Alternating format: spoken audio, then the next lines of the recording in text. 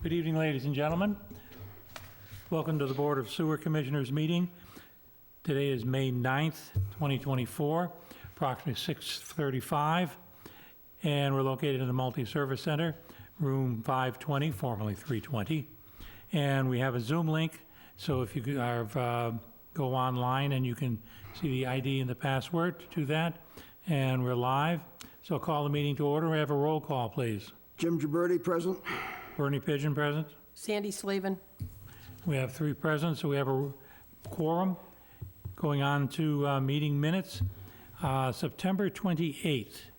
The clerk advises me that we have accepted that particular one. It was a part of a group which had been suggested we may be missing. So if we've already taken that one as per the clerks, we will go on to the next one, to February 6th. We had scheduled a workshop, that was canceled. The next one is February 8th, 2024. Mr. Chair, I don't know what you want me to do here. It just says meeting minutes. It doesn't give me what to do with them. There is nothing here to indicate that we're going to discuss or vote on these, so I don't think we can take these because there's nothing in the agenda says we're going to vote. I would suggest that meeting minutes, as they're phrased, is typical that we are accepting them. So as the chair, I will rule that they're acceptable. And I, as the clerk says, I've never seen the minutes like this written without the word discussion and vote next to them in any of the committees I'm on, and I'm only on 7. Mr. Gilberti, do you have an opinion? Well, we haven't had that in the minutes before, but if the clerk wants it, Very well. We'll I skip. don't have a problem with accepting these minutes as presented. Or we can accept them and ratify them at the next meeting, since this agenda does not say we're going to vote or approve them. So we can do that if you put it as a ratification next meeting. Okay, we're not approving them anyhow, we're accepting them. No, we're not, we're back to approving. We're going to do neither, and we'll Okay, pass on them and post them on the next meeting. Save the ones you've got so you don't have to have them reprinted. Correct. The next one, number 4, is pending missing minutes. It has been suggested that they were missing, and the clerk has advised me that I believe we did on the 25th, as you suggest. We accepted them. No, the November 6th. But again, there's November a, 16th, yes, my note says it's a workshop and we've never discussed them, we've never seen them, and we never approved them. very So good. November 16th on my master list says it's still outstanding. Okay, and that was my purpose in putting them on, is clarifying. Next is the contract policy. A is to ratify the transcription contract with Kelly Barrasso. We are actually ratifying it because the 2 meetings ago, we accepted the contract, but it was within 48 hours. Right. And so that required us to a ratification. So I have a motion. I make a motion, we ratify this contract that we've already accepted. May I have a second from the clerk? Second, Motion's made and seconded. All those in favor say aye. aye. Aye. Opposed? 300. The next contract is a ratification of the Carlson system. This is the $35,000 submersible pump that we found that had been delivered and installed and was operational, and the paperwork had not caught up to it. Again, this was another within 48 hours. So I have a motion to ratify. I make a motion, we ratify this contract. And comment, for the record, this was approved on February 8th, 24 minutes. It was not ratified since on any set of minutes or agenda since then. So for the record, we initially voted on this in February 8th. So this is to ratify that transaction. I don't want people to think we're ratifying something we did at the previous meeting that goes back to 2/8. And I will second the request to ratify. A motion made and seconded. All those in favor say aye. Aye. Aye. Opposed? Aye. None, it's 300. Next is the request by GED, is a change order to extend the expiration date. There's nothing in the agenda said that we're going to discuss or vote on this, so what do you want us to do with this? You suggest we pass? Well, the agenda doesn't say we're voting, so I don't know how we can vote, Well, we voted on the previous two. because it was, Without a we statement. said the word ratify. Very good. That's why I want A and B, I didn't object to, but I object to this and the West, because it doesn't say we're going to vote on it. Very good. Shall we pass? I'll make a motion, we pass till next meeting. May I have a second on that? Second. Motion's made and seconded. All those in favor say aye. Aye. Opposed?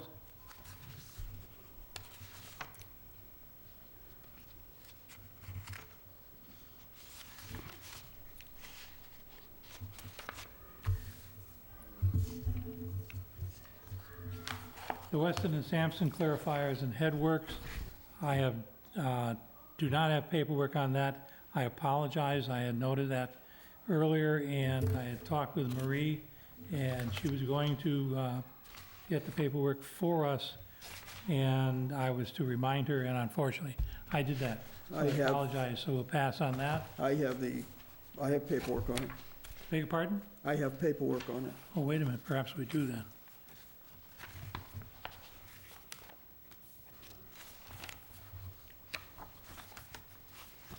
Even if we do have I paperwork make a on it, motion, we postpone this until the next meeting. there's nothing to say we can vote on it. May I have a second, please? Second. Motion made and seconded. All those in favor say aye. Aye.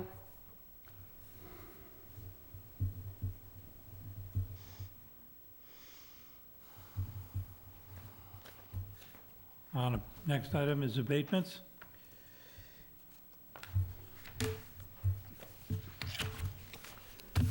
Make a motion, we approve the Charles and Tiffany Gavin, 14 Highland Avenue, And I'm the going to amount of object. $766.82. There's nothing on this agenda saying we're going to vote on these abatements. They're just listing them. It doesn't tell me what to do with them. Okay, I make a motion, we postpone these abatements till the next meeting, May I have a second? all three. Second. All those in favor say aye. Pass, 300.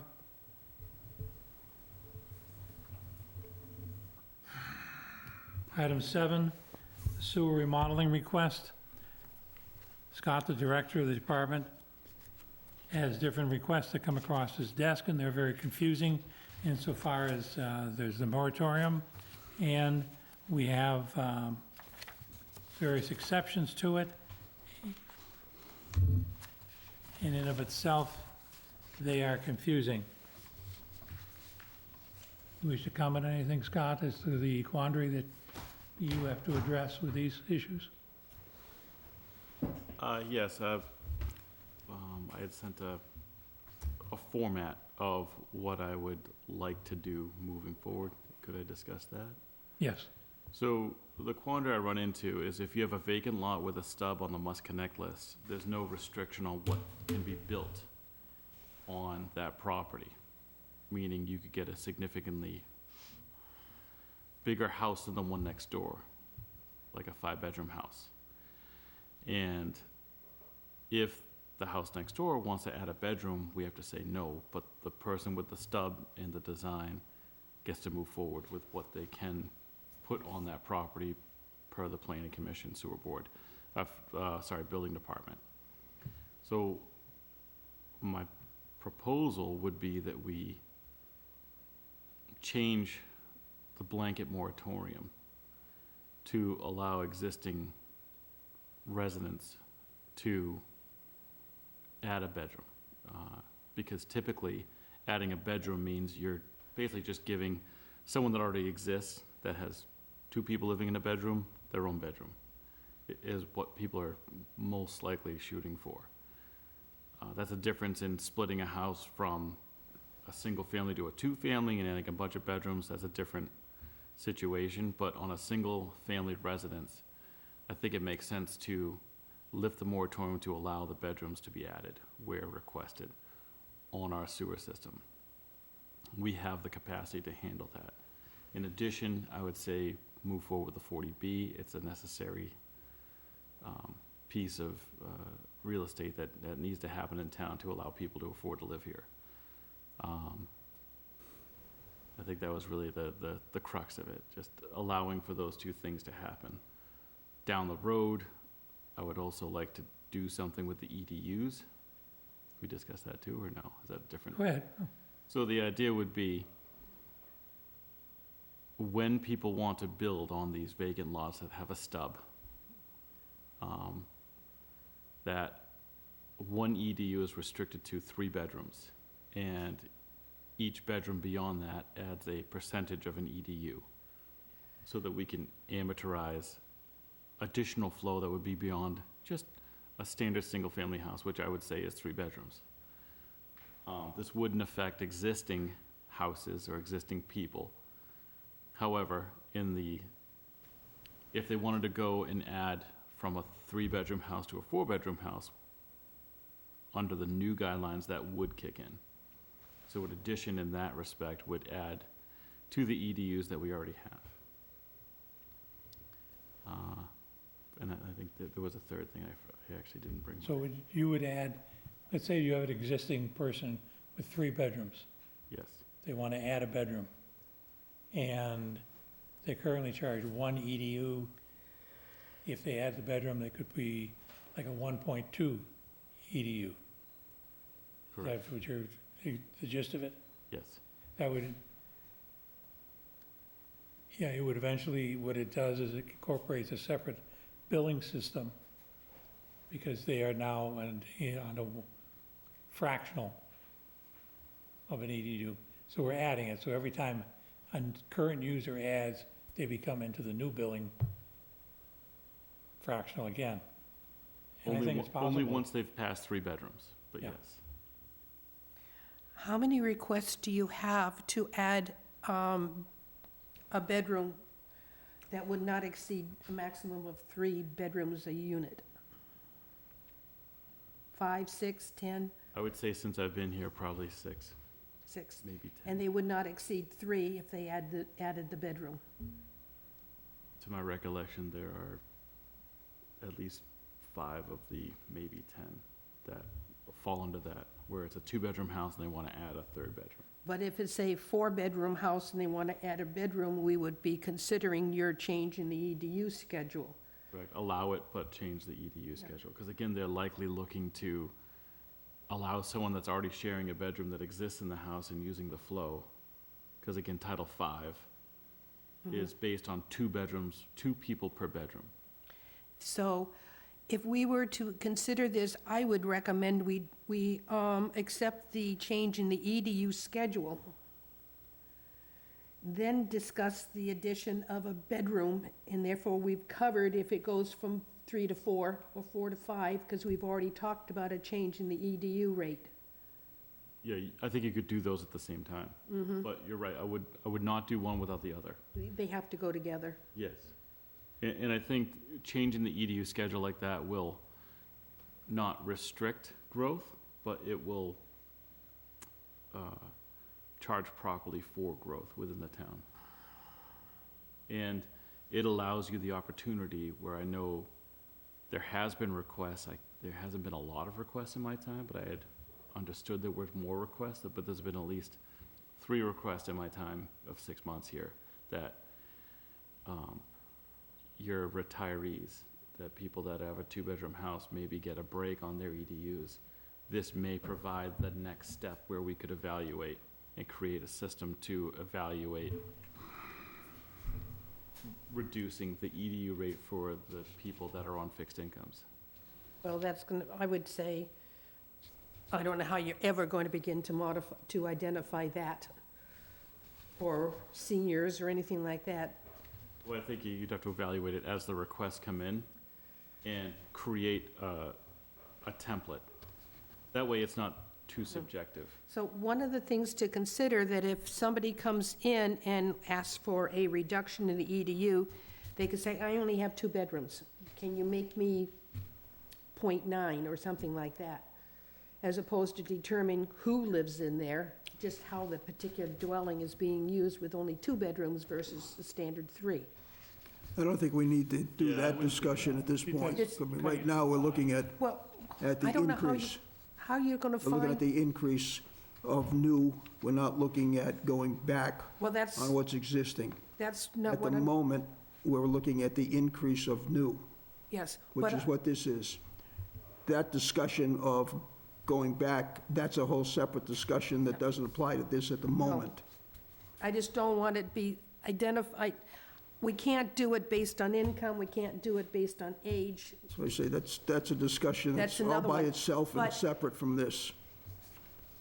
I would like to consider this change in the EDU schedule, put it on our next agenda for discussion and vote, now that we have the initial presentation of it. So we have a full board for that discussion. Of course, we're not going to do that tonight. That's all Yeah. this is information. Well, we would have to have more of a discussion, as I indicated offline, that the next meeting could be a workshop, because now we have to get our vendor involved that does our billing, and how they would implement this change. Well, we already do a 1.5, so we already do fractions of an EDU. So this would not be, speak to Mr. Foster. I believe we pass a dollar amount to the treasurer, right, Jimmy? Yep. So we would be, the sewer department would be determining the dollar amount, and we just pass it off to them to be part of the bill. Exactly. So if we can multiply 1.5, we can multiply 1.1. Right, but I think appropriate, though, would, Yeah. as you point out, the whole board be here for that kind of discussion. So if we were to implement this increase in the EDU based on bedrooms, then lift the moratorium for vacant lots that must connect with a stub. My understanding that everything with a stub has been accounted for in our flow prior to the moratorium being placed. What is on the table is if that particular unit, vacant lot, is developed for something more than 3 bedrooms. I Correct. believe that is the issue on the table, and if it's more than 3 bedrooms, we have this change in the EDU schedule to take care of the 6 bedrooms that are being Well, built. yes, because you've established a We've- baseline. So to me, the more, One EDU is 3 bedrooms. yeah, the moratorium for connecting to the stub is not, it isn't held. There's no moratorium if you've got a stub. Correct. What we're being asked for is that if the development is more than 3 bedroom, we implement the new EDU rate. Correct. Yeah, when talking about the stub, we're just talking the EDU rate, that's all. Yes, That's yep. the only thing that's in discussion there.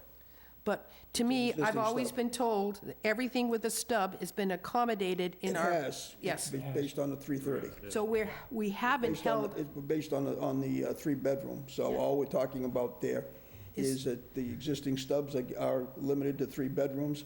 Other than that, they're charged extra. yep. End of story. And if someone wants to add, and we lift the moratorium to add a bedroom, and if they go from 3 to 4, then the new rate kicks in. Affirmative, Or 4 to 5, the new rate kicks in. affirmative. The advantage to that is, by going forward, we can account for the number of bedrooms, because I've checked with Jackie, and as far as her database is concerned, in the assessing's office, they have no way of knowing how many actual bedrooms the entire town has. There's places they have never been in, so they can't establish an accurate database. Oh, if we look at the assessor card, it says how many bedrooms there are. Whether they're used for a bedroom is something else. Well, but again, we're only looking forward. The idea wouldn't Yep. be to Yeah. change it for the existing house that Yeah. has 6 bedrooms. Yep. That ship sailed. So if the assessor card says 3 and they add a 4th one, we have to go with what the assessor card has for what is identified as a bedroom. Well, what's nice is it's not just the assessor card, but when it comes through the system, it shows the addition, the existing and the addition. Mm-hmm. So it'll tell us exactly what they're shooting for. Okay, The application process identifies it all, so, going through You're the right, permitting. We can create a flagging system when it comes up, hey, if they're going from 3 to 4, Mhm. sure, I'll accept it, but here's the new EDU schedule. thank you. I, definitely is a workshop item with all 5 of us here.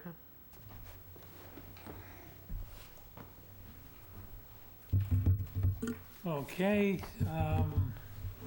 and moving right along, Scott, do you have a report that you, I've kind of placed you ahead of the GHD presentation for this evening. I really get to take off then? So, He's mentioned that 3 times already, so I well, I the think I get Celtics, a the Celtics are feeling. coming on. Well, again, now that we've dewatered all of Wareham, the flow is back down to about 1 million gallons a day and dropping daily. Even with the rain last night, it didn't jump up. The system continues to work fantastic. With the steady flow that we're putting through, we've actually cut the amount of chemical usage from last year to this year in half. So we expect a significant savings in terms of chemical use. We're continuing to do cleaning. I know, certainly like to mention there have been some odor complaints, and there's good reason for it. We've been doing a lot of cleaning, and with that, unfortunately, comes some odor. We were also without an EQ pump for one of the open pits, and that left raw sewage sitting in there for 24 hours, which begins to stink if we don't move it quick enough. So there certainly was an odor, and there was a good reason for the odor, and I just wanted to make sure we address that we're not turning a blind eye to it, and we are working on it, and I do expect a significant improvement over the next, frankly, few days and ongoing through the summer. Can you talk to us about the pump failure at Narrows a couple days ago? Because I would love to find a way of showing the public that 6-foot line of rags you pulled out of your pump. That was not that night, but that was so far. I would love to make it part record. of a piece of paper, into the newspaper. Report on, here is that picture of that 8-foot long, 6, Told you we should have handed out gift bags at Tell you the, historically, from working in hundreds of communities on the plants that I used to operate, it's not unique to this town or any section of town. Every community that I've ever seen and operated a plant for has rags, unbelievable things that end up down the toilet. but if we were to put it in the paper, raise the awareness of what it's causing because of that. And it isn't just going into the sewer, it's going into their cesspools, it's going into their Title V. Flushable wipes are not flushable. And we have to, I think if we show that picture, it might help the public realize what damage they're doing, not only to their system, but to the public system. And I would like to have maybe once a month, do an article for Wareham Week about our issues, and one being grease. You Well, all could- that is all blown up in those photos that I left in the conference room that are mounted. But it's one of those things, I think we have to do a better job of communicating to the public about what the problems we're facing that they can help resolve. gift bags, That's right. I But- think that's probably the put the best. stuff in gift bags and give them to everybody. Yeah, I mean, you bake your bacon. Wipe the plate, wipe the pan before you wash it. You don't need to put that grease down our septic system. I mean, maybe once a month, put an article out there to the public about what they can do to help the system. Sorry. It's reasonable. I don't know how much traction it will get, because certainly these things have been outlined previously, and I've gone directly to board meetings where almost half the community that we were operating in showed up, and the problem persisted. You know where I will tell you, the only actual progress I saw was because of the amount of times we had to go out and pull a pump, derag it, put it back in, fix a pump that snaps. You know, some of these pumps, especially your big ones at Narrows, are approaching $100,000 a piece. So you know, if, depending on how many people are watching this right now, I would say if you don't want your EDUs to change in cost, be wary of the things you put down your toilets, because if we start losing these $100,000 pumps, eventually the cost is going to get passed on to the users. Indeed. See, one of the problems you face in this, Scott, and you're aware of that, the term flushables is a misnomer. The item itself is flushable, yes, It'll physically make it down the toilet, yeah. exactly. I mean, there's lots of stuff that'll make it down the toilet. However, and even the ones that are biodegradable, oh, wonderful, that stuff is all biodegradable, but it's not biodegradable within the next 4 hours. Correct. Which is what winds up happening once it disappears. You know, it's down into our system someplace. And it hasn't changed its format, it hasn't done anything to become more friendly to our system than it did the minute you dropped it in there. So, I mean, that's where the problem comes in. We're fighting that mentality that says it's flushable. Oh, I can drop this. Well, you can, yeah, but it creates another whole problem. You know, how do you get around that? You know, the manufacturers need to stop calling stuff flushable. But that's money for them, so what are they gonna do?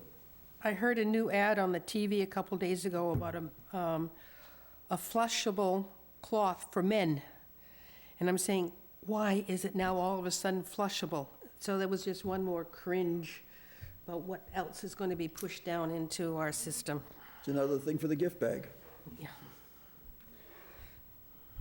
And when you think of the logic of these advertising, a flushable, but you're looking for a cloth, like a handy wipe or something, that they use around the kitchen. If it degraded as quickly as they suggest it's supposed to, it would never make one swipe across the countertop.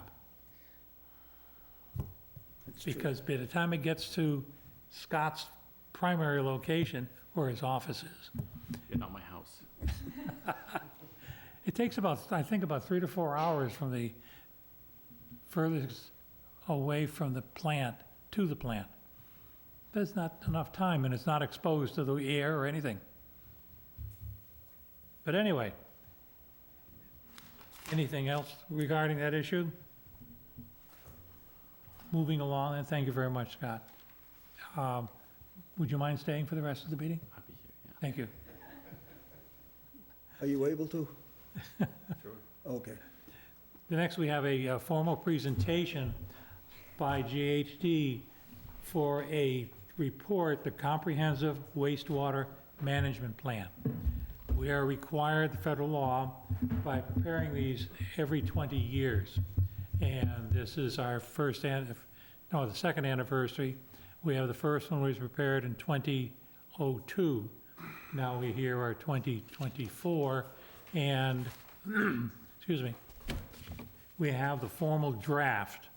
This is not the final, and we are allowing the monitors of Zoom to call in or sign in and ask questions at the completion of the presentation. And so GHD, would you kindly introduce yourselves, please? Wonderful, thank you. So I'm Anastasia Rudenko with GHD, and I'm here. Mark Drainville with GHD. If I could just start really briefly. So we had a draft that we had completed towards the end of last year, and we've been meeting with small groups over the past few months. Had an advisory group meeting last week, and this is supposed to be a public, a public document, to solicit public comments. So this is the first of what should be, multiple public meetings to kind of get the word out. Okay, excuse me, Anastasia, please spell your last name for our minute taker. Of course, R-U-D as in Delta, E-N-K-O. Thank you. Of course. And the first name, just put another A if you have any questions. Well, thank you very much for the opportunity to provide an overview of our project. So what we wanted to do was to walk through the 3 phases of a comprehensive wastewater management program. The first phase is a needs assessment. So that's where we look at the projected wastewater management needs over a 20-year planning period for the town of Wareham. Once we establish those needs, we look at a variety of alternatives and different technologies of how we can meet those established needs. And then we bring forward a draft recommended plan for the three components of the system: the collection system, the wastewater treatment, and the treated effluent recharge. How do you recharge the water that's been treated back to the water cycle? And then we'll finish today with next steps for the project. So we'll start today with the needs assessment. And this has been reviewed publicly before, so we're just going to give a broad overview, but please feel free if there's questions to ask along the way. One of the primary drivers of this project is to meet the environmental needs of Wareham's coastal estuaries. Excuse me if I interrupt. My apologies. Could someone go back and turn half those lights off, please? I think it's the one on your left. Nope. Thank you. Better? Thank you. My apologies for the interruption. Not at all. So there are 4 coastal estuaries within the town of Wareham, working from the west to the east: the Weweantic River, Wareham River, Onset Bay, and Buttermilk Bay. The scientific evaluations that are being used to quantify how much nitrogen is going into each of these coastal estuaries and how much needs to be removed to restore it to a healthy ecosystem is in different stages for each of these watersheds. The watershed that's furthest along is the Wareham River. This is a watershed that's gone through the Massachusetts Estuaries Project. This is a project run by SMAST and the state of Massachusetts that quantifies the different nitrogen loads that are coming into the estuary and sets a target for how much nitrogen needs to come out to be able to restore the health of that estuary. There are 2 other rivers, the Weweantic and Buttermilk Bay, that have been documented as nitrogen impaired, but those same scientific evaluations or an equivalent evaluation hasn't been conducted yet. So we don't have a target nitrogen removal that we're looking to, that we know to take out to be able to restore the health of the watershed. And we'll talk about how we incorporate that into the plan in a minute. And then the last, Onset Bay, at this point is not nitrogen degraded. So we use the MEP, or the Massachusetts Estuaries Project Report, as the basis to establish our nitrogen management requirements as part of this plan. As you can see in the figure on the right, the black line is the watershed line for the Wareham River watershed, and it's shared between 3 communities: Carver, Plymouth, and Wareham. We used water use data from the town to be able to estimate what portion of the nitrogen that was quantified in the MEP report comes from the town of Wareham itself. So our goal with this plan is to be able to manage Wareham's needs. And then Wareham can work with the neighboring communities to come up with an intermunicipal agreement where everybody agrees on how much nitrogen each community is removing. Yes? How do you determine what Wareham's contribution is when everything's flowing in the same pile of water? So, yeah. no, that's a great question. The MEP report is for septic loads. It looks at parcel by parcel water use data. And so we can isolate what portion of that water data comes from Wareham. How old is this? It's several years old, and I'll talk in a few minutes about how we updated that data. Okay. But looking at GIS, we can look at years of construction. So we can come up with an estimate of how much construction has happened since. Okay, so it accommodates all that building that went on in Plymouth on the Wareham line. So Plymouth's contribution has increased as they continue to put in homes in Yes. our watershed. As has Wareham's, right, there has been growth in all 3 communities. So what we wanted to do was start with the baseline, basically a snapshot at time at the MEP report, isolate what is from Wareham, and then work with Wareham's data to be able to project how much it's grown since that initial report. Thank you. No, it's a great question, thank you. So once we've isolated the estimate of what's from Wareham, we did use water use data and GIS records to see how much growth had happened in town, so that we're looking at current numbers for Wareham. And then we went through the needs assessment, worked with the town to establish what's anticipated growth, so that we can plan for our 20-year planning period. And I'll go over that methodology in a minute. Are there any other questions from the commission on the methodology that was used? And then for the other two rivers that are nitrogen impaired, the Wewiantic and Buttermilk Bay, because that scientific evaluation hasn't been done, we assume that that would be, those needs would be addressed in a later planning period once TMDLs had been set for that watershed. But when we looked at the layouts of what types of technologies we could use, we looked at flexibility to expand in the future. So we wanted to make sure that in the site layouts, there are options to expand to meet those future needs. So as part of the needs assessment, we worked through projected wastewater needs for a 20-year planning period. For that, we look at existing needs. So what is the existing flow coming to the wastewater treatment plant, and what are the flows that have been committed to the wastewater treatment plant, and then work with the town's health agent to identify public health needs. So these are areas that are currently served by on-site septic systems where there's very high rates of failures, either due to poor soil conditions or high groundwater. So those are good candidates for sewering, especially if they're in the Wareham River where we need to remove septic. And then through the MEP process that we just talked about, we quantified the remaining environmental needs. How much nitrogen do we need to take out to meet the TMDL goals for the river? So that establishes what are our goals for today. And then we looked at population projections to see how much the town is anticipated to grow. Reviewed the town's housing development goals to be able to accommodate the housing needs to provide 10% affordable housing stock within the town. And then worked with Wareham planning documents to estimate economic needs. So if you put all those variables today, the 2045 flow that we're looking at is approximately 3 million gallons per day. So that's comprised of the existing flows, committed future flows, infill, so that's population growth within the existing collection system, meeting the town's housing development goals, projected economic growth, areas that serve both public health needs and are within the Wareham River. So you're taking out nitrogen where you need to for environmental needs. And then there's additional nitrogen that needs to come out just to meet those environmental needs.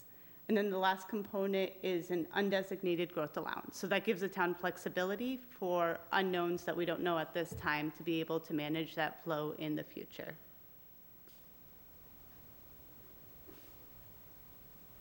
So once we've established our needs, the next step is to go through an alternative screening analysis. There's 3 major sources of controllable nitrogen coming into the Wareham River. Controllable means it's something that the town can manage. So the first is nitrogen coming from stormwater. So we looked at the possibility of implementing stormwater best management practices. The second is nitrogen coming from fertilizer. So we looked at the possibility of implementing a residential fertilizer bylaw and implementing agricultural fertilizer management strategies. So the state does allow, if the town is committed to implementing these 2 measures, to take credit for the nitrogen that's coming from stormwater and from fertilizer. So that's incorporated into the plan, that those 2 sources will be reduced in assistance to meeting your TMDL. And then the third component, which is by far the farthest, or the biggest component of nitrogen entering the river, is wastewater.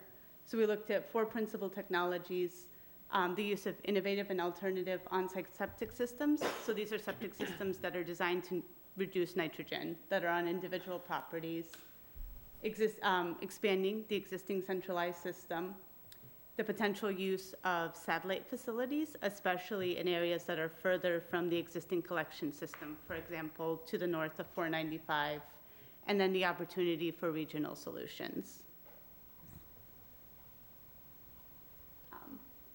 This first table looks at 3 different scenarios, and we were looking to see, can a substantial INA program be part of the recommended plan? So this is looking at 2 different types of septic systems, Scenario 1 and Scenario 2. Scenario 1 is what's called a general use system, and Scenario 2 is a promising system that is currently being tested. And those findings will be submitted to DEP, and then DEP will make a recommendation on whether that becomes a generally approved system. And as you can see, the red is how much nitrogen you need to remove. So neither of those programs alone would do it. The third is centralized treatment with limited technology nitrogen removal. So what this graph shows is that with the large quantity of nitrogen that needs to be removed, the plan does need to be a primarily sewering plan. Question. Yes. Scenario 2. Yes. What system is out there that is being tested to reduce the I've heard of something called a birthday cake one. A layer cake, yes. Layer, Yes, layer, yes, layer. And I know we have several Yeah. in town that I don't know the results of those. So Yes. somebody is looking at the ones we currently have installed, especially along some of our water areas. And the scenario 1 is our typical Title V nitrogen reduced. No, I mean, right now, we're putting nitrogen-reducing systems for new septic systems. yes. So We do there's better. different levels of nitrogen-reducing systems. Title V doesn't break down, or is not designed to break down nitrogen, so it breaks down minimal nitrogen. DEP basically has a 3-step process. So at the top of the list is what's called a general use permit. So these have been tested for a long time and are generally approved in Massachusetts. For newer technologies, there's a 2-step process. The first is piloting and the second is provisional. You have to, for each of those stages, you have to put a certain number of systems in the ground, and then you have to monitor for a number of years. And you submit that data to DEP, and then DEP makes a decision on whether you move to the next step. So it starts with a pilot. I believe it's 10 systems that have to be in. Once that's approved, you go to provisional. You have to put in, I think it's 50 systems, and then you need to collect 3 years of data. And there's several that are looking to meet that target concentration of about 10 or 11. One is the net row system, which is basically the layer cake, except the denitrification is in a box instead of spread out. And then Nitrex is the other one that's also targeting. And the layer cake is a non-proprietary system that MassTech in Bourne has been developing also. Now, the Board of Health insists that we have to do a nitrogen-reducing Title V. Is that better than the standard? Or is that just, we're not helping ourselves by only using a nitrogen-reducing Title V? So Could we do better? everything depends on the target concentration, right? How low do you take the nitrogen down?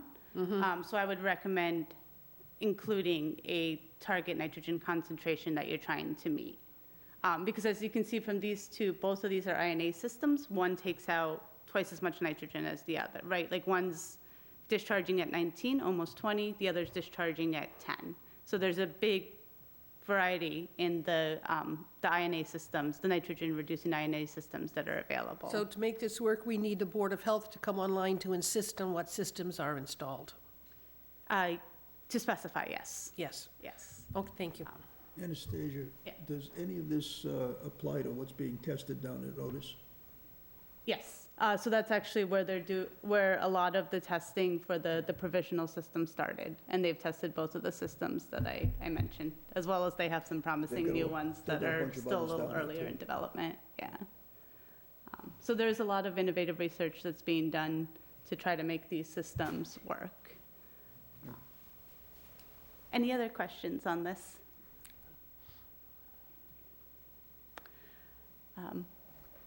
So when we looked at areas for potential sewer expansion, we divided the town into 3 different areas. Area A in yellow, Area B in blue, and Area C in green. The areas A and B were identified both as having public health needs, so high rates of septic failure, as well as you can see, the majority of them are in the Wareham River watershed.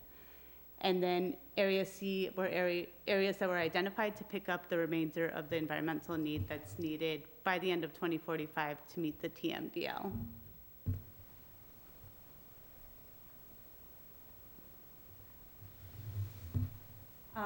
For wastewater treatment, we looked at 3 different options.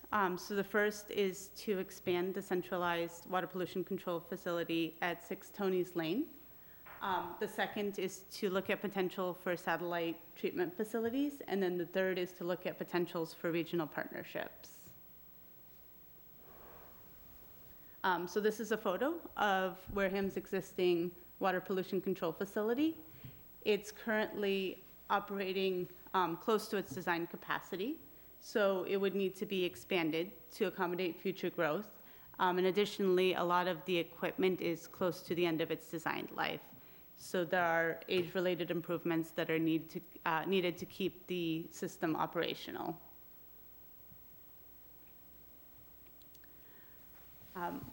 For satellite facilities, as I stated, we focus on areas north of 495 because those are further from the existing centralized infrastructure. One of the options that came out from our working group is the potential to develop a nitrogen offset program.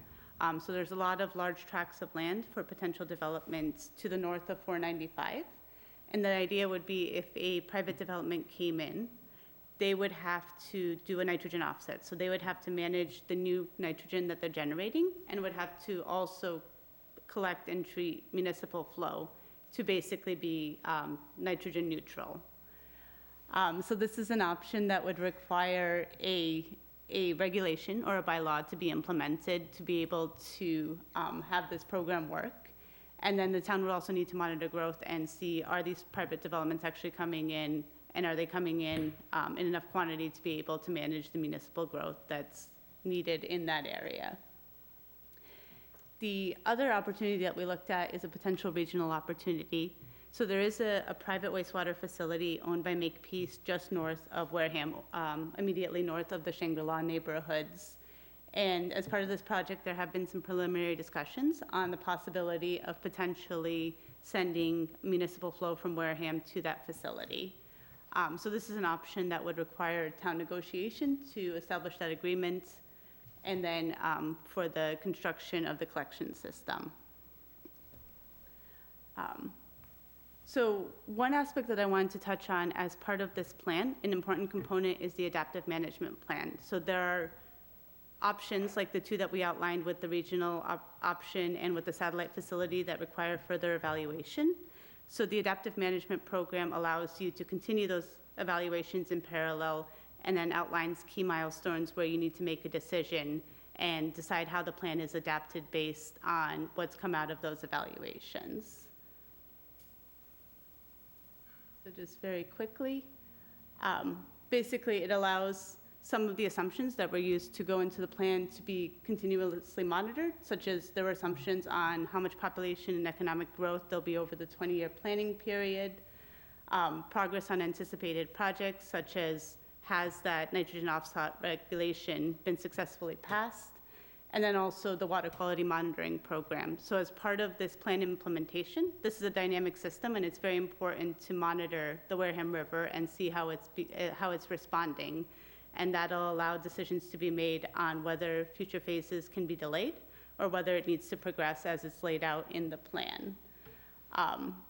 So for each of this, there's a decision-making point, right? There's a lead time so that you can actually implement it. You need to evaluate, you need to design, you need to construct, and then there's an implementation point. So looking at the three options for treatment, one option is that you do all the centralized sewering conveyed to the wastewater treatment facility, starting with the sewering south of 495. And then concurrently, you can initiate the discussions with the private wastewater treatment facility to the north to treat municipal flow.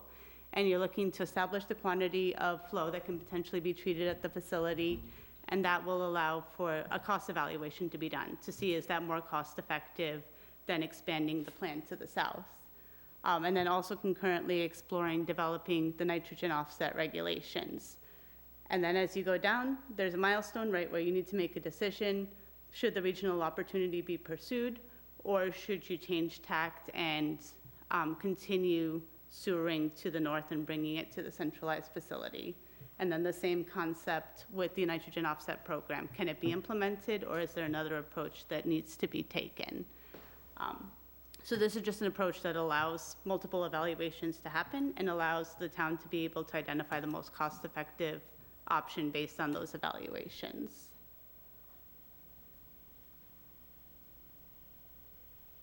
And so this is an outline of the sewer sheds that have been identified. as well as, and I apologize that this is small, anticipated project costs for the different watersheds. So what's in gray is the town's existing collection system, and then in the different colors are the proposed extensions. And overall, if all of those sub-areas are implemented, the anticipated project costs are about $284 million. So I just wanted to pause there and see if there are any questions, or if we should keep going. I think it identifies the area I've always thought we needed to do. I'm looking at Shangri-La, I'm looking at Glen Charlie, I'm looking at the old drive-in area, I'm looking at Shangri-La, no. Agawam, Agawam Beach, yeah, to the yep, and Concept Point. just past Parkwood. What's that development? Oh, Yeah, down off of Indian Nick, right. the group of houses out there. I can't tell you right now. Why can't I remember that? I know that. Sherwood? I can't. Okay, so I can see the The purples, retrieval. I can see the green. The green was what was part of our initial requirement to be our fifth site to do that we did not do, and that's Agawam Beach? Yes, yeah. Okay, Yeah, and so that continues as a need because it hasn't been, has not been done, yeah. and we had committed to doing it. Yeah, so again, the focus of these areas is to meet the public health needs, areas where there's high rates of septic failures, and then also targeting the Wareham River watershed, as you were saying. Edgewater, I knew I'd come up with that, the Edgewater Development Area. Okay, thank you. And then concurrent to the proposed sewer extensions, there's also a program that's needed to continue to rehabilitate and increase the coastal resilience of the town's existing wastewater infrastructure. So the map that we're looking at is the existing collection system. All of the stars are individual pump stations within the system. And everything that's in blue and purple is the latest projections of the 100-year flood zone. How old is this one? This map would have been 2014-ish. It's not 100 years? There is, Well, it's a 1% annual chance, not 1 in 100-year chance, right, that the storm will happen. I would say, if a 100-year flood, we really don't have to worry about anything. I would strongly recommend you get a more current one, because DEP has come up with another map, of which most everything along our coast will be in a velocity zone, more than what you see there. Which is, it's a great point, right? FEMA flood maps are always based on historic maps, and they're always in the process of updating them and publishing new ones. Oh, there's Yeah. there's a big one coming that says no development within the velocity zones at all. So, So to accommodate for that, knowing that there'll be change always, we did do a vulnerability assessment in 2015, but in that there are industry freeboard requirements, right? So it's additional height above the 100-year flood zone, and one of the reasons for that is to accommodate knowing that there's going to be changes. So you're not building at the 100-year. And then the other thing I would say to that is as these projects go into detailed design, the first thing that we do is re-pull the flood maps and look at what's changed, because it does change fairly rapidly, and it does change fairly dramatically in some areas. Thank you. No, that's a great point. So as I mentioned, there was a vulnerability assessment that looked at all of the pump stations in 2015. And then in the same year, there was also a capital improvement plan. So that looked at age-related improvements that are needed just due to the age of the infrastructure. We looked at the costs that were recommended and the remaining projects in those plans and estimated an annual allowance of about $3 million a year to keep rehabilitating the system and to keep increasing the resilience of the system. didn't we just do 3 pump stations? There for have been targeted improvements at multiple stations, yes. the one at Lopes, the one on Kendrick Road, right, had a generator replacement. No, There's- I'm talking water resiliency, the one at the edge of the bridge into Bourne. Cohasset Narrows? Yes, that, I believe that had been updated, so it's no longer, can it get a flow inside? The one at Lopes is another one, and the one at Narrows. I thought we did some major, putting things up off He's the got the screen grounds. doors for the submarine. Yeah, Don't do it. yeah. That's the one with the screen door, isn't it? Yes, yes, it is. We put in, watertight doors and things The like screen that. doors. Yes, okay. So there was a design done for all three of those stations. I thought, didn't we implement them? Select portions They of put the it. doors in, yes. Yeah. We put the watertight doors in. Yes, and a hatch on the roof. Yeah. Put screens on the Okay, other thank you. side. I mean, just, Yeah, so the town has been progressing with these, right, these aren't stagnant documents, the town has Okay, been thank you. progressing and implementing these, and allowances to allow the town to continue to do that.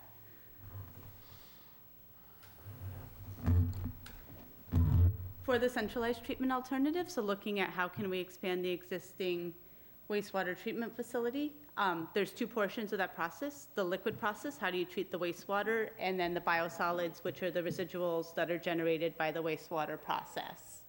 So for the liquid process, we looked at 6 technologies that are capable of meeting a limit of technology treated effluent removal. So it's the best effluent removal that you can get from wastewater treatment, which brings the total nitrogen down to 3 milligrams per liter. And that evaluation indicated that the most cost-effective option is to keep using the system that you have, which is called an MLE process, and to continue to expand that system in phased upgrades. And part of the strategy with the phasing is it allows that opportunity if there's a satellite option or a regional option that does move forward, right? You're not putting in all the infrastructure in one place. For the biosolids, we looked at 5 different residual treatment options, and we did a net present worth analysis. That net present worth analysis is very sensitive to market conditions. The market is very volatile right now. There's a lot of changes in pricing, and the price for each type of technology and the byproduct is different and changing. So what we recommend is that as the town moves closer to doing the biosolids upgrades, to redo that net present worth analysis and make sure that the decision is made closer to actual construction. So now we carry an allowance, but that evaluation should be redone as it gets closer to design. So this layout looks at how the facility would be expanded. The town is currently in the design of the project that's called Phase 2, and that represents all of the gray circles and squares on the layout. That project is approximately $36 million. Once that project is completed, the next is to expand the facility to 2 million gallons per day, which is represented by the tankage in green, and then to continue to expand to 3 million gallons per day with the tankage that's represented in blue. And then we have space accommodations to expand again to 4 million gallons per day, but again, that's outside of our planning area, so there are no costs associated with it at this time. And we also have space reserved for a future solids handling process, but that price would be set with the updated net present worth analysis when the technology that the town's going forward with is set. Anastasia, Yes. doesn't our plant already have the capability of 2 million gallons a day? we just Can't can't expel it. discharge. So, yeah, so you have We have the treatment the ability capability. to treat an average flow of 2 MGD. Yeah, so I thought, The one thing that an expansion would do is allow you to be able to accommodate a max month flow, which can be a higher load. So that's, it's a little bit more, it would give you a little bit more. flexibility. Yeah, so you have to be able to meet your permit on a monthly basis. So you need to be able to handle a monthly higher flow. I got you. So,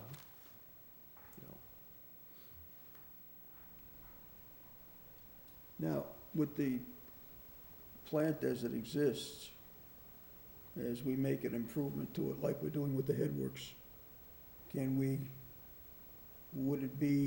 it be and would it be practical to take and increase the capacity of each unit to whatever degree it can be, and still maintain where we're at and have the ability for, the flexibility for going up if necessary. So we are maximizing the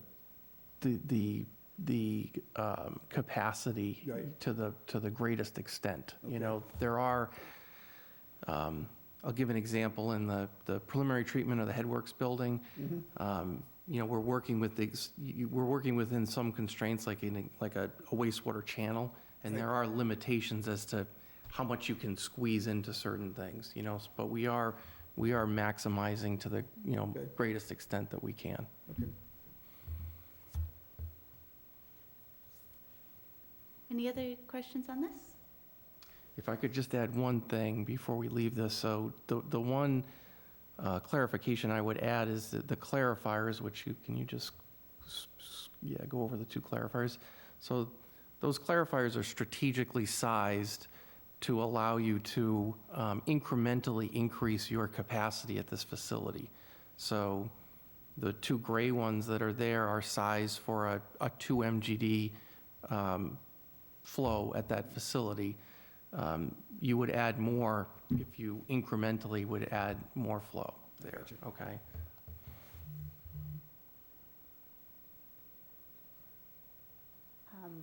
Which leads us to our third set of alternatives. So once you treat the wastewater, how do you let it rejoin the water cycle?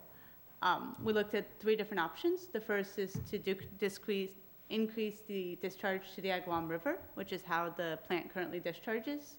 The second is the concept of a new ocean outfall, and the third would be new discharge to groundwater. And just for discharge to groundwater, what I have on the left is an open sand bed. So that's a common way to be able to recharge treated effluent back down to groundwater. It basically goes in the sand and percolates down to rejoin the groundwater. Question. Yes? If we were to change the outflow site on the Agawam down to the Wareham River, would we be allowed to put more than we currently do because we won't be putting it into the Agawam River?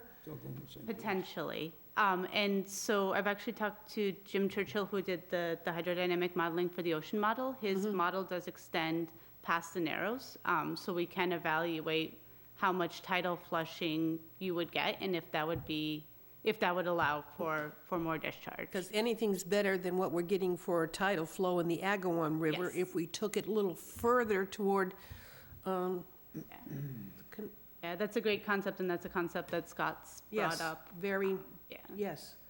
But it might very well help us with the Yeah. discharge by changing the location along the river Yes. flow. Okay. Yeah, and it would take advantage of the tidal flow. It is an option that would need to be evaluated, but it is a very good option to evaluate. Can I ask one thing? Yes, yeah. On the groundwater discharge, that shot that you have there, what's the life expectancy of that, usable life expectancy? At least 20 years. So you basically, you So it's only a rate and 20 you. Basically, it's a 20-year cycle Yes. of that before Actually, you I have to don't find a know new of a spot. facility that's replaced their sand. Did Chatham? We did replace it, just not because we had to, but they asked for it. So those beds, as long as they're maintained, they're gonna last a long time. And maintained meanings you go in and you rake it and you clean them out. And as, one other De-rag that too? I'm sorry? You have to de-rag it? Right. If something went really, really wrong, you shouldn't be doing it at this point. I will say the only sand beds that I've seen kind of prematurely require a lot of attention is at plants that have discharged an excessive amount of solids, right? That can clog the sand up. And at others that have allowed the growth, you will get vegetation growing in there because there are still nutrients going there. Tomato And if you plants? let that get out of, what's that? Tomato plants? Cucumber, Possibly, zucchini, anything you possibly. want. If you let that get out of control, that's another thing that can So you cause. just have to keep the weeds down. You have to keep the weeds down. You gotta keep it looking like that. We have some goats in there, they'll take it. As long as it's not the garden club being asked to weed. All great questions, thank you. So the existing discharge from the Wareham plant is permitted at 1.56 MGD, and it has a seasonal effluent nitrogen concentration limit of 4 milligrams per liter. As part of this project, we did have initial conversations with Mass DEP and EPA on what would be the steps to increase the permit.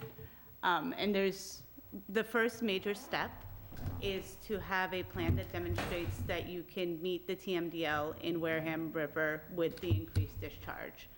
So it's implementing the plan so that you're actively taking out enough nitrogen from the watershed to be able to meet that TMDL. That's needed to even start talking about a potential increase in the river.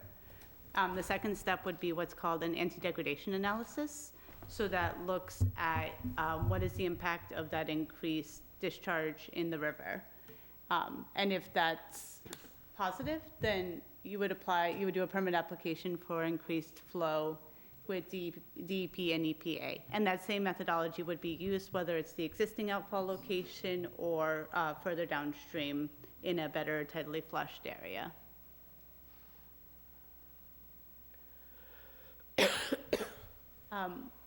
We did work with Jim Churchill, who's a scientist at Woods Hole Oceanographic Institution, to conduct a evaluation to look at if Wareham developed an ocean outfall, is there a location that would be favorable for a new outfall? And so he did a screening analysis looking at water depths surrounding Wareham, current strengths, and then current velocities.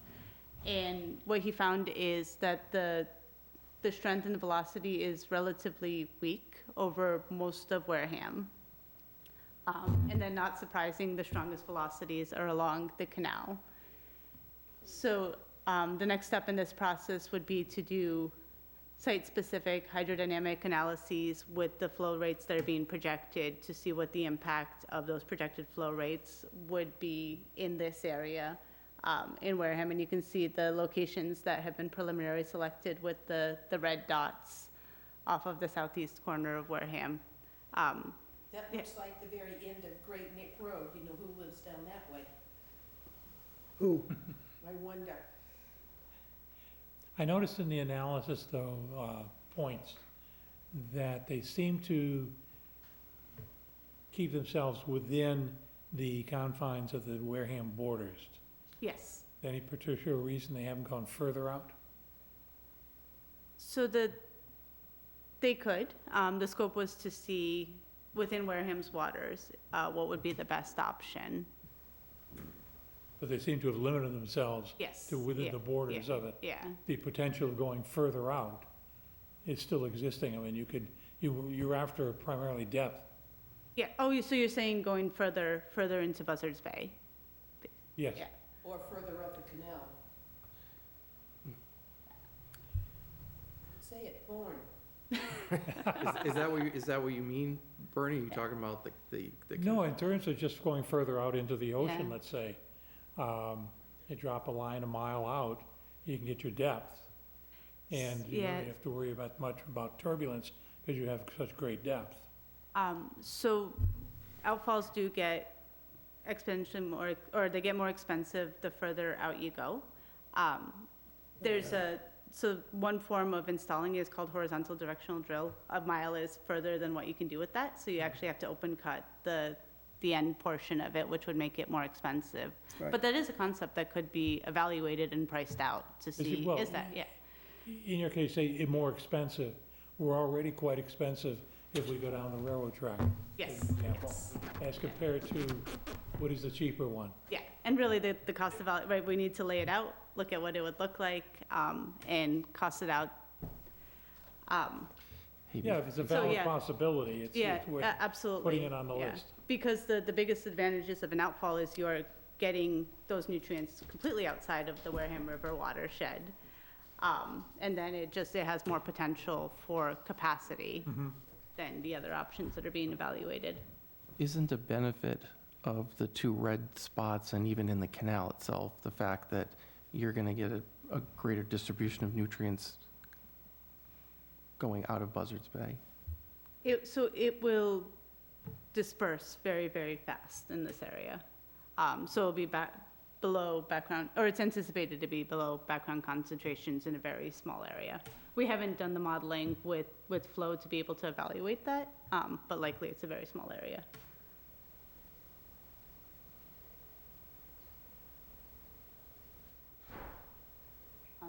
And then the third option is those sand beds or a subsurface equivalent.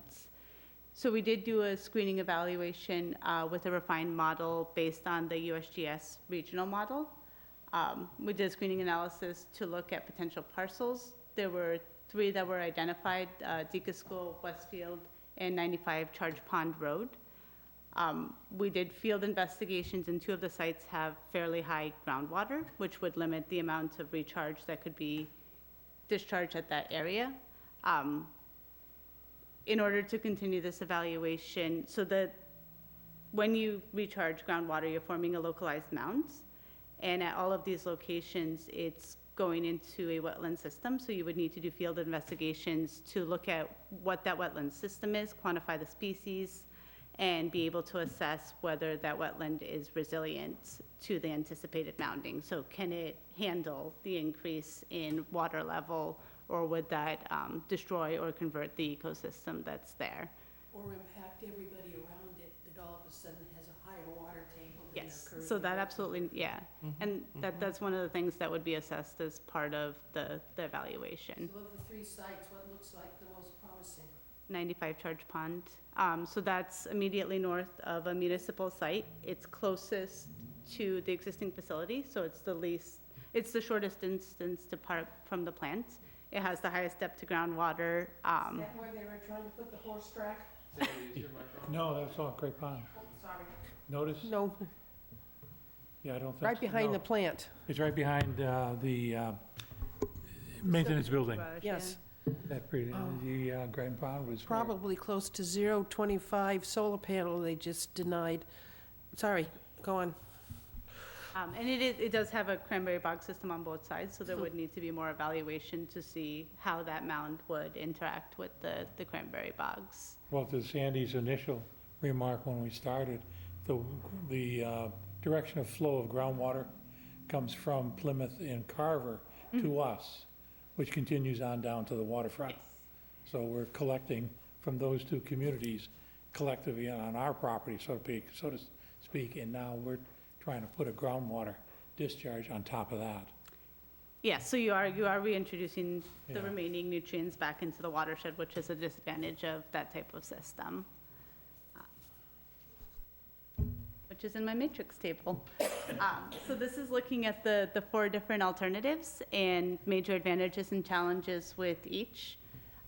So if you increase the surface water discharge at the existing plant, you're able to utilize existing infrastructure, so this would be the most cost-effective option.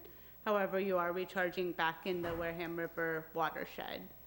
And as we talked about, the next step for that option would be to do an anti-degradation analysis. And then similarly, if you relocate the surface water discharge further downstream to an area with better flushing, that would be a higher cost option, but would have potentially better flushing than the existing location, with the challenge of, even though you're further down, you are still in the Wareham River watershed, but you can evaluate if that's anticipated to have an impact on your TMDL compliance plan. For a new ocean outfall, that would discharge outside of the degraded watershed and has the potential for highest capacity. One of the major challenges, it's anticipated to be a very lengthy permitting process and a relatively high cost. And the next steps would be to outline the anticipated permitting requirements, do hydrodynamic modeling of the selected location, and then do the conceptual layouts and cost estimates for that system. And then our last option, the new treated effluent recharge through groundwater, the biggest advantage is it's the most streamlined permitting process with minimal agencies. However, there are limited sites available, and it would require pumping to a remote site, and the majority of the sites that have been identified are in the Wareham River watershed. Estimated at a medium cost, and the next step would be the field investigations to identify sensitive receptors that would intersect the mounding. I don't think we need to go through this in detail, but the plan will again outline an adaptive management approach that would allow you to continue the evaluations that we've outlined, and then be able to make a decision on which option to pursue, whether it's to increase the existing discharge to 3 million gallons per day. The second line is if you can only go to 2 million gallons per day, then you have to look at other alternatives for that extra million gallons per day, whether it's regional, a groundwater discharge, or a new ocean outfall. So just summarizing the draft recommended plan. For the treated effluent discharge, the 3 recommendations are to initiate the anti-degradation evaluations, to be able to assess the feasibility of increasing the surface water discharge, whether it's at its existing location or further downstream. Concurrently, to initiate the hydrodynamic modeling for a potential ocean outfall and develop the conceptual layouts and cost estimates, and then also to initiate field investigations of potential sites for discharge to groundwater. For wastewater treatment and residuals disposal, it's a series of phased upgrades, and then to conduct the market assessment of residual disposal options at each phased upgrade to be able to select the technology for that upgrade.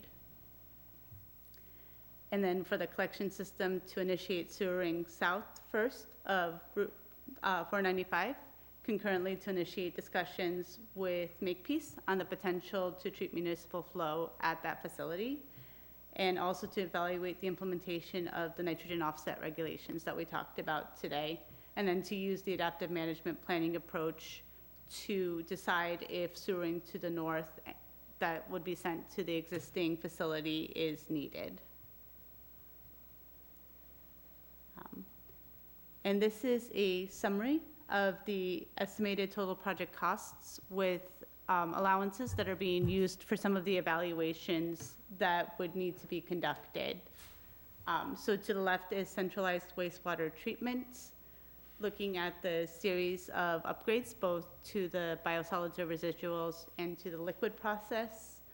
The second line over is the collection system extensions. And then the collection system rehabilitation program.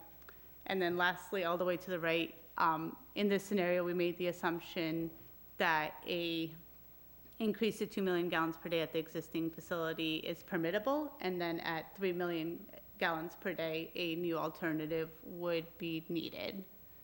I just wanted to see if there's anything else that you wanted to highlight there, Mark. You know, I might want to just hang here for a second.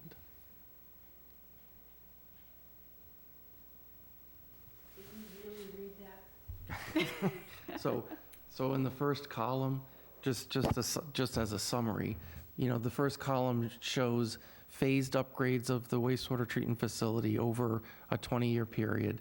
So that's $150 million for that one. The collection system expansion, which is multiple phases of expansions, that's the $284 million. We've allocated $60 million for rehabilitation of your existing infrastructure, your collection system infrastructure, and then we have a placeholder of $100 million for an outfall. So those are the 4 components that for this 20-year plan. Does that include fixing or aligning our old? Sorry, never mind. I was coughing and I didn't want it on the air. So this includes what we'd have to do to repair our existing 50-year-old pipes, sewer lines, so that's Yes. Yeah. in there, Yeah. because we can't continue to, Correct. We do it, that third column is an allowance to be able to, you know, annually attend to different needs throughout the system. oh, thank you.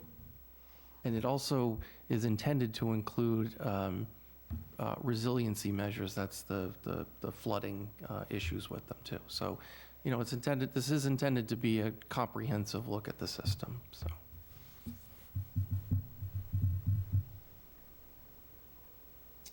Any other questions or comments? Do you have the winning number for the lottery so we can fund this thing? Now, I presume that this is basically your Section A. You have subsequent sections of containing your statistical analysis. I mean, you say certain things occur, and you quote the statistics that you use to reach that conclusion. Does it further in your report in detail have those statistics? I'm not sure what you mean by statistics. Well, let's say you, public health, they have the measure of where they've had the most frequent needs for pumping or Title Vs or et cetera? Yes, so Yeah. those areas are outlined in the report. So the statistics or the assumptions Yes, that were Yeah. used to build the recommended plan are outlined, yes. great, good. Yeah. John, do you have any people signed in that would like to ask questions? Raise their hand, and if they raise their hand, then they can ask. Thank you. So I think there's just one more slide that I'll move on to. So this just summarizes the next steps for the project. So to collect public comment and then to finalize a draft CWMP recommended plan that would be submitted to MIPA. So MIPA distributes, as part of it, we distribute copies to multiple regulatory agencies and the public. And there's a review period where it's 20 days that everybody is allowed to provide comments. MIPA takes all of those comments and selects which comments need to be incorporated to finalize the project. So it basically sets the scope to finalize the project. And then we incorporate those and submit the final CWMP to MIPA again, and then receive it's called a Secretary Certificate, and that's the final approval of the plan from both MIPA and all the regulatory agencies that are on that distribution list. One recommendation is to potentially conduct a financial modeling exercise. So that looks at options of how to fund the future infrastructure, just in case I can't get you that lottery number. Apologies. And so this is a evaluation that the town does have funding set aside for this. So it could happen concurrent with finalizing the CWMP or afterwards. So we have funding set aside for this? So Where? so the original allocation for this comprehensive plan had additional money left over in it. So whether or not it's still there, all I can tell you is that was, originally it was, there was money that was set aside. I think we should take a look at that statement. Okay. Yeah, Okay. I know it. And then the next major evaluation is the treated effluent discharge evaluations. So potentially to appropriate funds for those evaluations in one of the two upcoming town meetings. And then the last recommendation is to continue the rehabilitation program for the existing collection system.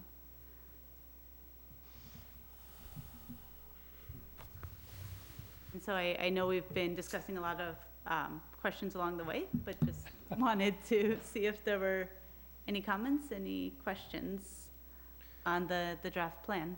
Do you have your PowerPoint available online or anything? I will make it available online. Please do, yes.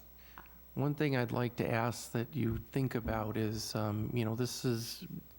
it would be best to have multiple presentations of this before, different boards or whatever, just to be able to get as many people aware of this as possible. Yeah, we have one person here. Right. So we, this is best when more people get to hear about it and see it. So. Well, I think, Mark, this is your first presentation of the draft Right. publicly. 'Cause Correct. We had the advisory meeting last week. Correct. And this is your first step. So as we go on, as you pointed out earlier, there will be several other public hearings or meetings on this. So that there'll be an opportunity for a lot of questions. I'm sure they're going to be honing in very much on monies, as Sandy has pointed out, where is this extra monies coming from? And it's a matter of we have to sit down, plan what we want to do, and how we're going to do it.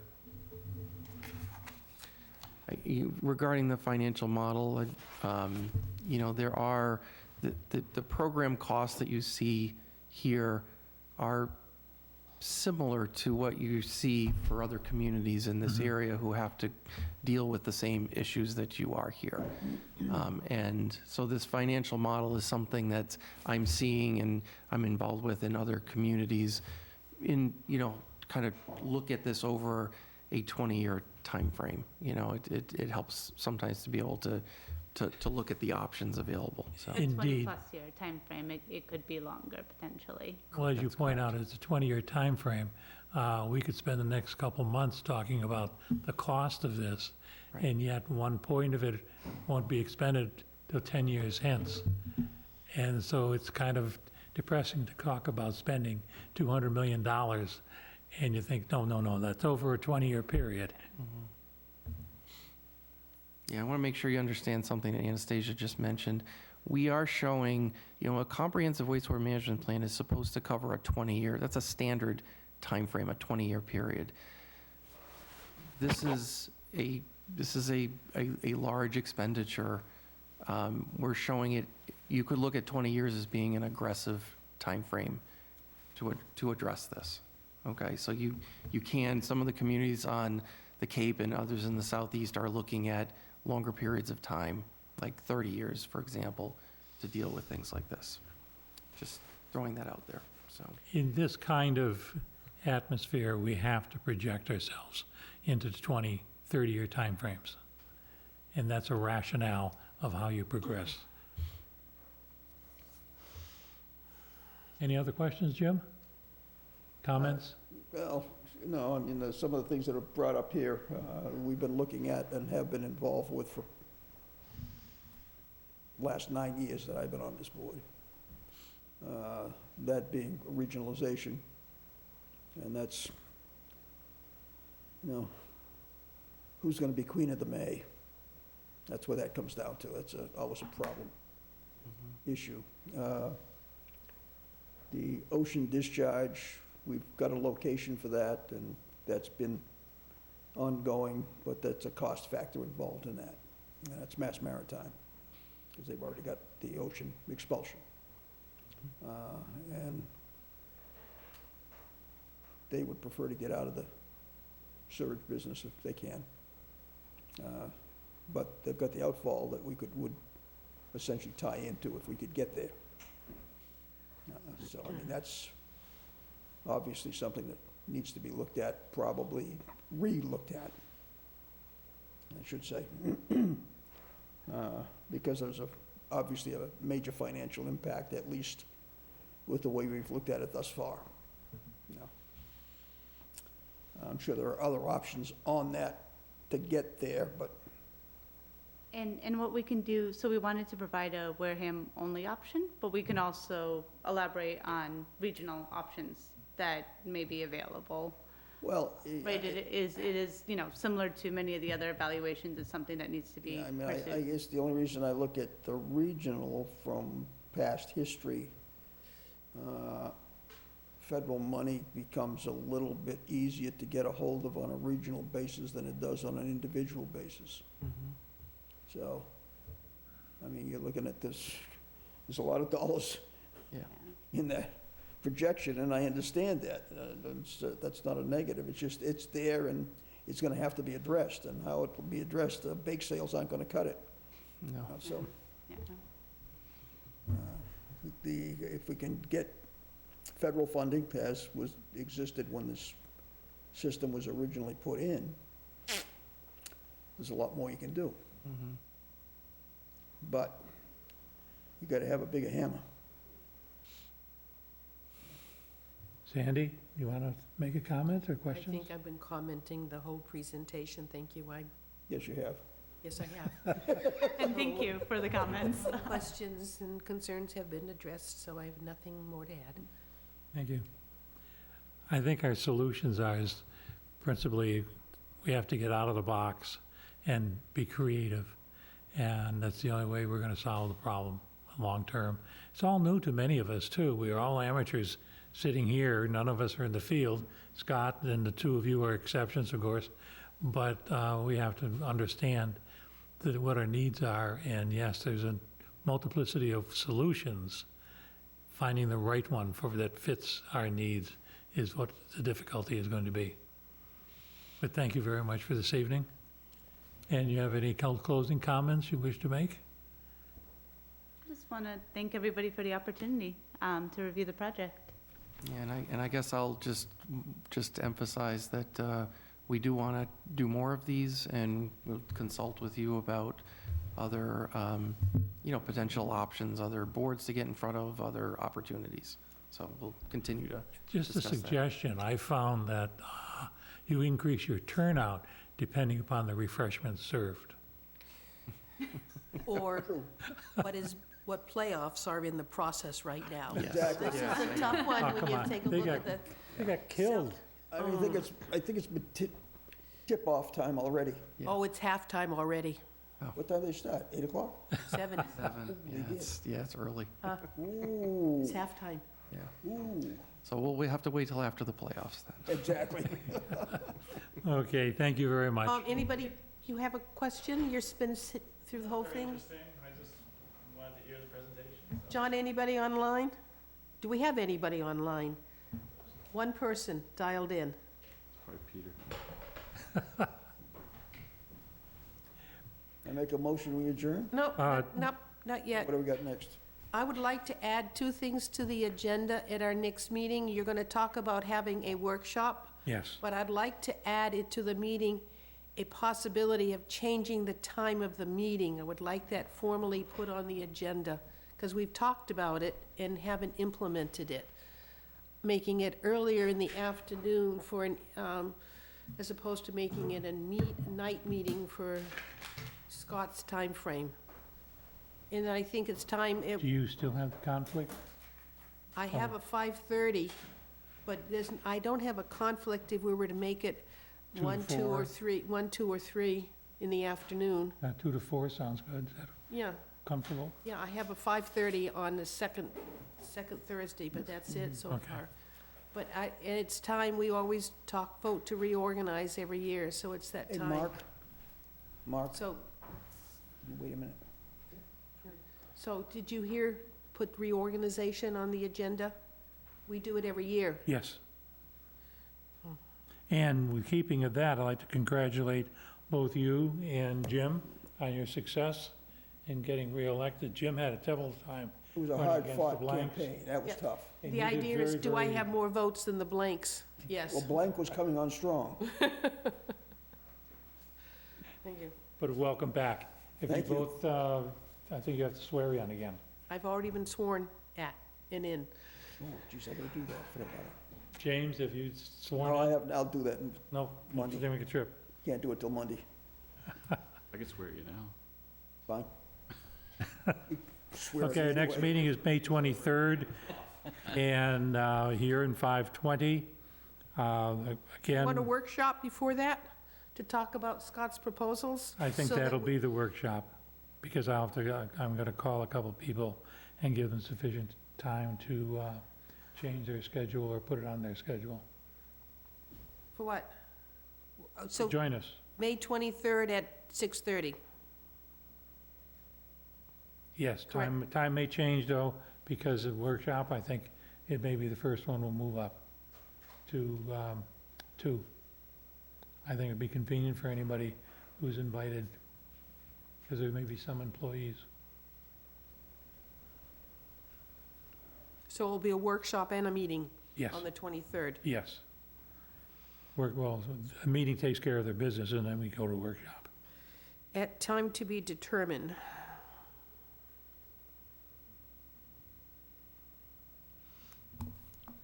Anything else? Entertain a motion to adjourn? Make a motion to adjourn? Second. Motion made and seconded. All those in favor say aye. Aye. Unanimous. Time is 8:07. It's 3:00.